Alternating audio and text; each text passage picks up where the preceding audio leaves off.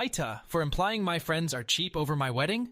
I, 38F, am marrying my fiancé, 38M, next year. I'm the last of my friends to get married, and honestly, I'd made my peace with being single and getting a dog before I met my fiancé. I am part of a group of 6 girlfriends who have all known each other since college. We've been through everything together: breakups, holidays, weddings, babies, promotions. When I told them I got engaged, they seemed happy and sent me congratulations messages. But when everyone else got engaged, they threw them parties or went out for dinner to celebrate. They didn't, in my case. I gave them nearly a year's notice on my bachelorette party, which I'm keeping low-key as I don't want a big thing.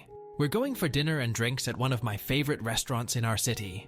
However, slowly, all of my friends have been dropping out, saying they can't get a babysitter or they have to work late or they're on a work trip.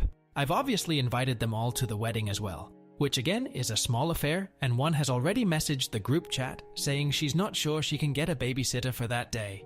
My wedding is months away, and I'm finding it really hard to believe that she knows that far in advance.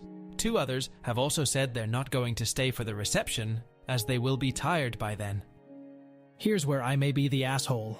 The straw that broke the camel's back was when I sent the link to the registry. My finance and I already have a house together, so we're asking for mostly small things. Nothing goes beyond $50, and we're delighted with anything that anyone chooses to buy us. They sent a message into the chat saying they were going to band together to get me an air fryer as a group gift. It costs $40, so I was a bit surprised that they seemed to be chipping in about $8 each. Over the years, I must have spent thousands of dollars on their weddings, 2 of which were in overseas. I have attended dinners and brunches to celebrate their job promotions and bought gifts for their babies, all the while feeling terrible about myself watching my friends celebrate the happiness I never thought I'd get. I sent a message just asking for clarification if it was all of them buying it together, and one replied asking if I was calling them cheap, and then there has been dead silence since. That really wasn't my intention, but it really feels like because I'm last, they're just over having to do these events, and it's really feeding into my insecurity at getting married so late. But they do have legitimate reasons for these things. They all have lives and kids, and maybe not as much money as when we were a bit younger, and maybe I'm just letting my insecurities get in the way. So, AITA, Update 1. I didn't think I would have an update to give, but I wanted to repay everyone's kindness. Some people said some really lovely and helpful things. First off, I wanted to clarify a few questions that were asked. I didn't care at all what they bought us as a gift. I didn't care if they got us a gift at all. It was never about the air fryer. I really wasn't calling them cheap. I was just clarifying if it was coming from all of them. I also didn't ask if they were getting us a gift. They brought this up themselves. I couldn't put my finger on why it made me feel a bit weird. I think the word I was searching for was disrespect. Someone said an $8 gift is worse than no gift, and I think that's the heart of it. The money issue came up as well. As far as I know, all of my friends are fairly solvent. We all work in the finance field, mostly as accountants. 3 are very senior in their firms, and all of their husbands have good jobs. But we never discuss money, and I know kids and the cost of living is high at the moment, so I'd never want to assume anyone's financial status. But everyone seems okay. The other issue was, a lot of people asked how often we see each other, and the answer is quite regularly. We made a pact years ago to meet up at least once a month no matter how crazy life gets, and we've mostly been able to stick to that. The 6 of us usually meet for Sunday brunch. Apart from that, I live in the same neighborhood as 2 of them, so we do dinner occasionally, and parties for their kids, etc. are a must. The last question was, my wedding isn't child-free and is in our city.